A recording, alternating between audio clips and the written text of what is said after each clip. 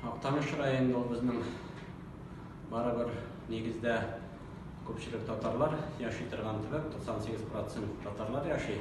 Ләкин шул вакытта бездә Мари авыллары бар, руслар да яши, бик матур итеп, туганнарча яшәп киләбез. Мондай бернинди дә каршылыклар булмады. Ләкин менә бу факт безне сакка алды, чөнки безнең зиярәтебездә күмелгән Кузнецов Викторның зиярат өстендәге тәресенә тию факты булды. Әлбәттә, аның бу эш буенча эш кузгатылды. Тикшерүчеләр бу эшне алып бара. Ләкин әйтергә кирәк, бездә бернинди теге радикаль мөселманнар дигән әйберләр юк. Андый юк, бу просто хулиганлык факты.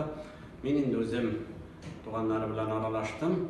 Аларның бөтен таләпләрдә безнең үтәләчәк, районда андый аңлашылмаучанлык, андый фактлары юк бүгенге көндә.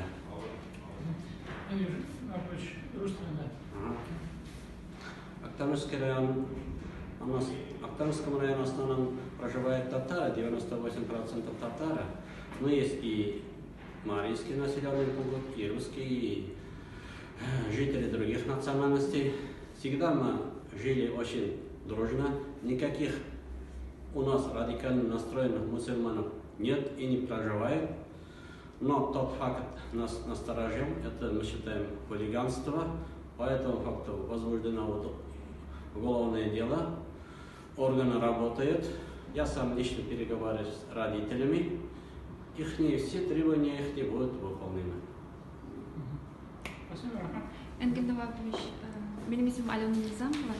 Әлеге хәл кабатланмасын өчен нәрсә эшләргә кирәк дип саныйсыз? Сезнең фикер? Алла берсе бүтән кабатланмаячак. Фактически аңлату эше генә җитеп бетмәгән. Фактически ул зиярат это кладбище общественное.